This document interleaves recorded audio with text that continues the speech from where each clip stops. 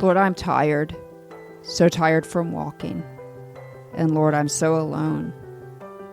And Lord, the dark is creeping in. It's creeping in to swallow me. I think I'll stop and rest here for a while. Because this is all that I can say right now. This is all that I can give. That's my everything. Lord, didn't you see me crying? And didn't you hear me call your name? Wasn't it you that I gave my heart to? I wish you'd remember where you set it down. Because this is all that I can say right now. I know it's not much. This is all that I can give. This is my everything. This is all that I could say right now. I know it's not much, but this is all that I can give, because this is my everything. I didn't notice you were standing here. I didn't know that it was you that was holding me. I didn't notice that you were crying too. I didn't know that it was you that was washing my feet. Because this is all that I can say right now. I know it's not much. This is all that I can give. This is my everything. This is all that I can say right now. This is my everything. If the Psalms were still being written today, this song by David Crowder would be included. I feel these lyrics deeply on this day, and in a year, one that has been difficult at best. This is all I can give. Feels very real on this day. So I'm going to attempt to do that for you today. It feels like nothing that I have to offer to God or to you by any way of this podcast episode will be okay. Right before I sat down to write this episode, I sent a text to my producer telling her what an imposter I felt like, because I am a mental health advocate, and in this difficult season, I seemingly have forgotten all of my coping skills, and I find myself dealing with tears that I did not invite and won't leave. They were like an unwelcome guest sent to clean out something I thought was already clean. And so I ask, as David Crowder did in this song, Lord, don't you see me crying? And then I remember it is him that is holding me, just like the lyric says. As we continue our summer in Psalms, and as I walk through this difficult season, and many of you through yours, I want to remember the faithfulness of God, even when it doesn't feel like it. There's no better place to find that than in the Psalms. I grabbed my Bible just now because I needed to be reminded of what I had forgotten. And through the lens of my tears, I found that Psalms 34:18, the Lord is close to the broken heart and saves those who are crushed in spirit. If any of you are like me, sometimes this verse doesn't feel true. Sometimes the valleys are so low and you feel like you're there all alone, and nobody even cares if you ever get out of the depth of your sorrow and grief. In those times, we all have a choice. We all have a lot of choices, actually, but the main one we have is this. Do we believe that God is God, or don't we? Do we believe him when he tells us to draw near to him and he will draw near to us, as we see in James 4:8? What if we all stopped right now? I actually mean this. Pause the podcast and ask him to be near you during our next few minutes together. I am going to do the same. I have said it over and over, and I believe this with my whole heart, even when everything I thought to be true seems to be in question. So I head to YouTube to find it to share with you. I love you, Lord, for your mercy never fails. All my days have been held in your hands. From the moment that I wake up to the moment that I lay my head, I will sing of the goodness of God. Because you see, all of my life, you have been faithful. All of my life, you have been so, so good. With every breath that I am able, I will sing of the goodness of God. Because your goodness is running after me. It's running after me. Because all of my life, you have been faithful. Here's my question to you guys, though. Why is this so hard for us to remember? God is nothing but faithful. He has never changed, and he never will. Perhaps it is the darkness of this world that makes us question everything we've ever known to be true. But I as I ask you to pause the podcast again, I want you to answer this question, and I will too.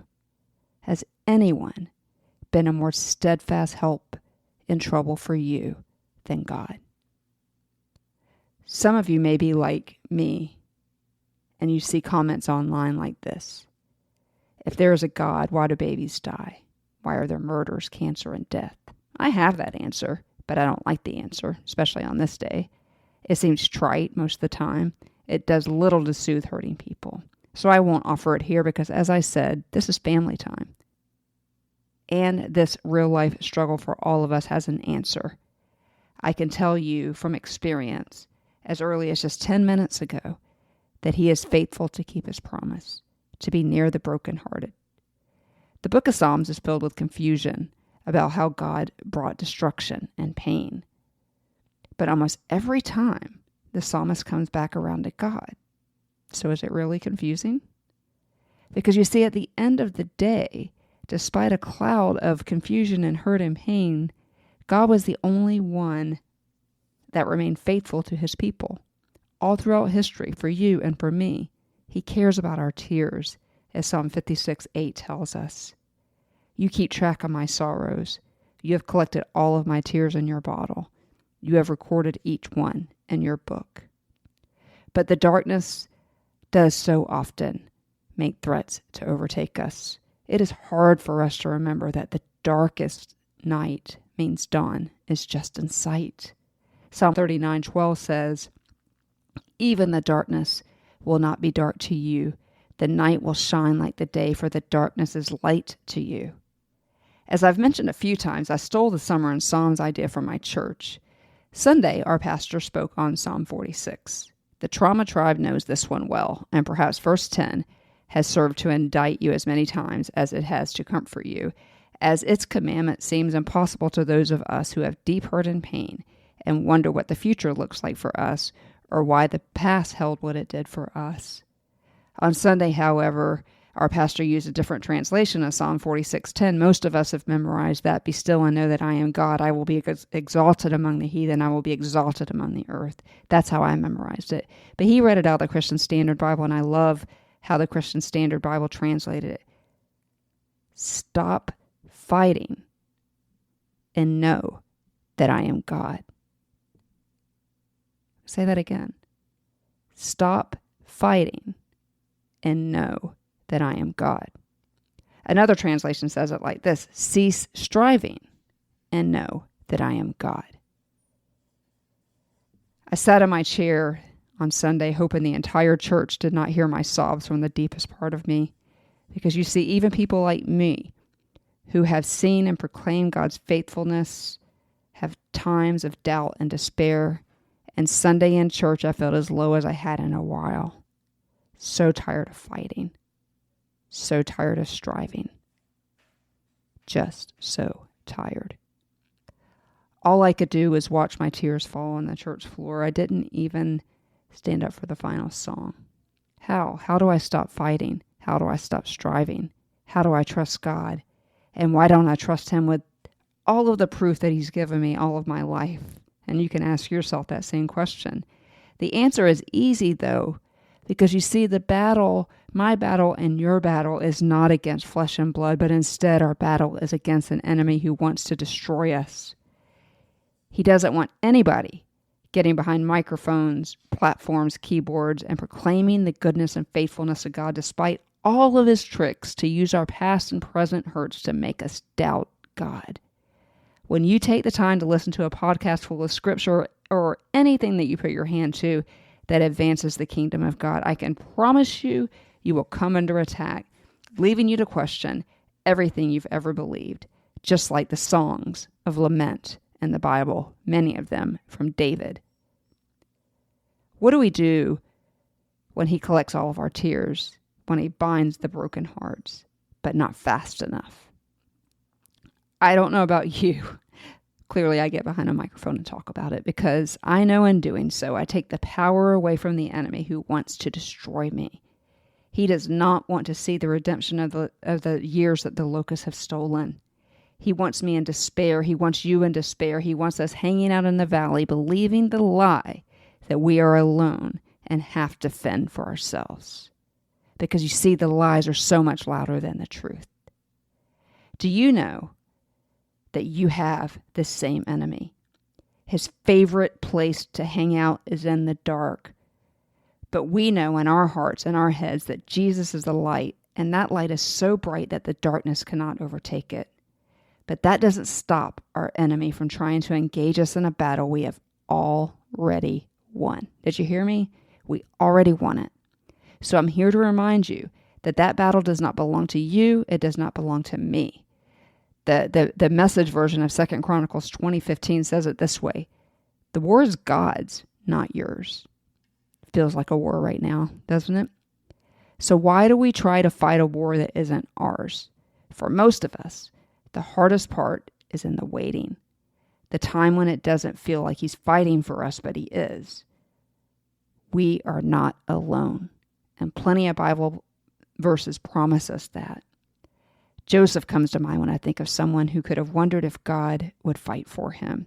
God had fought for him over and over, and at the end of it all, he put all the pain, the depth, and despair squarely on the shoulders of the person responsible for all the lies.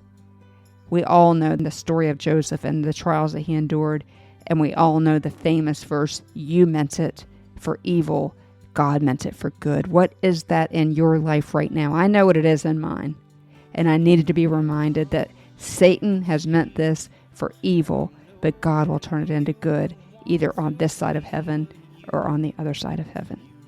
If there's one thing I know, is that I can't give you any hope without the hope of the completed work of Jesus on the cross. I know what many of you think of God because you blame him for your pain. But I have tried it the other way. It doesn't work, and it lands you in deeper despair than you already feel. Seek him, he will be found. Cry out to him, he will answer. I don't know how he will do that in my life right now, but I know without a shadow of a doubt that he is so faithful. We see his faithfulness throughout history, especially in the book of Psalms. So, what does God need from us right now? He needs that childlike faith in him, that it will be okay, and that nothing can take him away from us or us away from him, even in the darkest dungeons of our lives. No one can take God from you. Will you join me on this day? Call out to him. He is our ever-present help in trouble. It is my prayer that today, whoever needed this podcast episode will feel the enveloped love of Jesus surround you and let him extinguish the darkness. And for those of you where it seems like it is going to be dark for a season, cling to him like the life preserver he is. I know I am. Try it this week. Stop fighting. Know that I am God. You have pulled me out from the depths. You have saved me.